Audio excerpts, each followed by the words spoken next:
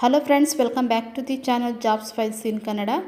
ಇವತ್ತಿನ ವಿಡಿಯೋದಲ್ಲಿ ನಾನು ಅಜೀಂ ಪ್ರೇಮ್ಜಿ ಫೌಂಡೇಶನ್ ಏನಿದೆ ಇವರು ಕೊಡುವಂತಹ ವಿದ್ಯಾರ್ಥಿ ವೇತನದ ಬಗ್ಗೆ ಈ ವಿಡಿಯೋದಲ್ಲಿ ಸಂಪೂರ್ಣವಾಗಿ ತಿಳಿಸ್ಕೊಡ್ತಾ ಹೋಗ್ತೀನಿ.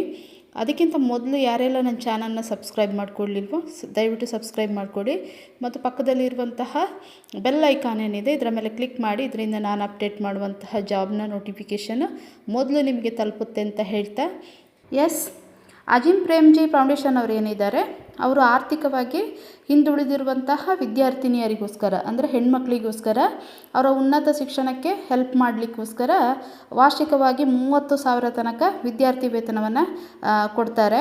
ಇದಕ್ಕೆ ಯಾರೆಲ್ಲ ಈ ಸೌಲಭ್ಯವನ್ನು ಪಡ್ಕೊಳ್ಬೋದು ಅಂತ ಹೇಳಿ ನೋಡೋದಾದರೆ, ಸರ್ಕಾರಿ ಶಾಲೆಯಲ್ಲಿ 10ನೇ ತರಗತಿ ಮತ್ತು 12ನೇ ತರಗತಿಯಲ್ಲಿ ಉತ್ತೀರ್ಣರಾದಂತಹ ವಿದ್ಯಾರ್ಥಿನಿಯರು ಮತ್ತು 2025-26ನೇ ಸಾಲಿನಲ್ಲಿ ಶೈಕ್ಷಣಿಕ ವರ್ಷದಲ್ಲಿ ಏನಿದ್ದಾರೆ ಪದವಿ ಅಥವಾ ಡಿಪ್ಲೊಮಾ ಕೋರ್ಸಿಗೆ ಪ್ರವೇಶ ಪಡೆದಿರುವಂತಹ ಹುಡುಗಿಯರು ಹೆಣ್ಮಕ್ಳು ಏನಿದ್ದಾರೆ ಅವರಿಗೆ ಈ ವಿದ್ಯಾರ್ಥಿ ವೇತನ ಸಿಗುತ್ತೆ.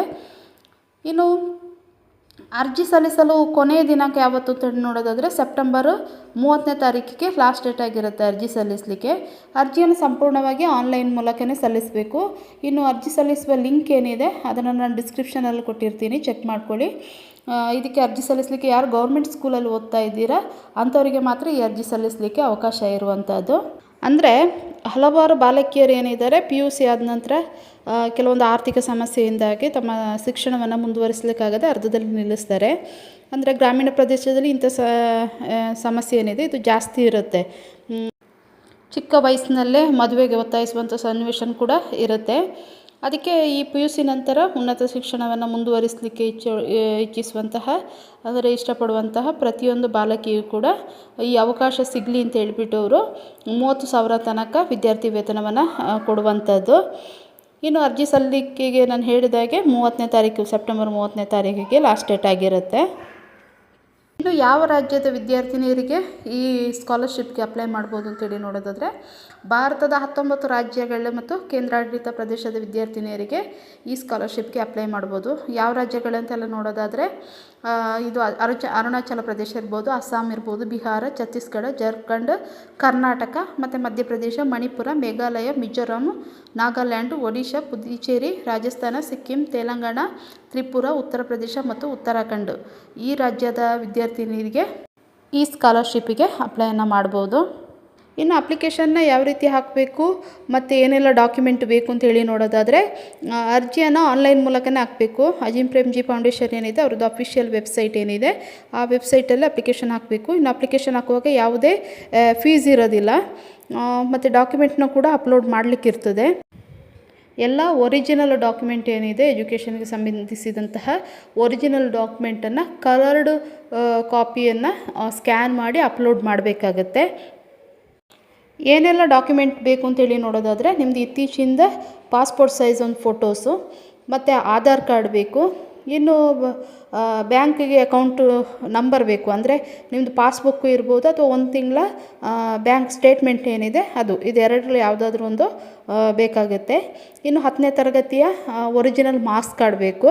ಇನ್ನು 12ನೇ ತರಗತಿ ಅಂದರೆ PUCದು ಒರಿಜಿನಲ್ ಮಾರ್ಕ್ಸ್ ಕಾರ್ಡ್ ಬೇಕು. ಇನ್ನು ಕಾಲೇಜು ವಿದ್ಯಾರ್ಥಿನಿಯರಾದರೆ ನಿಮ್ಮದು ಡಿಪ್ಲೊಮಾ ಕೋರ್ಸ್ ಇರ್ಬೋದು ಅಥವಾ ಪದವಿ ಕಾಲೇಜಿದ ವಿದ್ಯಾರ್ಥಿನಿಯರಾದರೆ ನಿಮಗೆ ಕಾಲೇಜಿಗೆ ಏನು ಅಡ್ಮಿಷನ್ ಮಾಡಿರ್ತೀರ ಆ ಅಡ್ಮಿಷನ್ ಸಮಯದಲ್ಲಿ ಕೊಟ್ಟಿರುವಂತಹ ಫೀಸ್ ರಿಸಿಪ್ಟ್ ಏನಿದೆ ಇದು ಬೇಕಾಗುತ್ತೆ. ಮತ್ತು ಇನ್ನೇನು ಎಲ್ಲ ಡಾಕ್ಯುಮೆಂಟ್ ಏನಿದೆ ಇದನ್ನು ನೀವು ಕಲರ್ಡ್ ಕಾಪಿ ಅಂದರೆ ಕಲರ್ಡ್ ಕಾಪಿನ ಸ್ಕ್ಯಾನ್ ಮಾಡಿ ಅಪ್ಲೋಡ್ ಮಾಡಬೇಕಾಗತ್ತೆ. ಅಷ್ಟೇ ಅಲ್ಲ, ಸಿಗ್ನೇಚರ್ ಕೂಡ ಬೇಕಾಗುತ್ತೆ. ಈ ಡಾಕ್ಯುಮೆಂಟೆಲ್ಲ ಏನಿದೆ ಇದು PDF ಅಥವಾ JPG ಫಾರ್ಮೇಟ್ ಇರ್ಬೋದು ಅಥವಾ PNG ಫಾರ್ಮೇಟ್ ಇರ್ಬೋದು. ಇನ್ನು 30 KB ಇಂದ 500 KB ಸೈಜ್ ಫೈಲ್ ಏನಿದೆ ಆ ಸೈಜ್ ಒಳಗಡೆ ಇದನ್ನು ಅಪ್ಲೋಡ್ ಮಾಡಬೇಕು. ಅಷ್ಟು ಸೈಜ್ ಒಳಗಡೆ ಇದು ಇರಬೇಕು ಡಾಕ್ಯುಮೆಂಟ್ ಎಲ್ಲನೂ. ಹೀಗೆ 2 ಸ್ಟೇಜಲ್ಲಿ ಅಂದರೆ 2 ಸಮಯದಲ್ಲಿ ಅಪ್ಲಿಕೇಶನನ್ನು ಹಾಕ್ಬೋದು.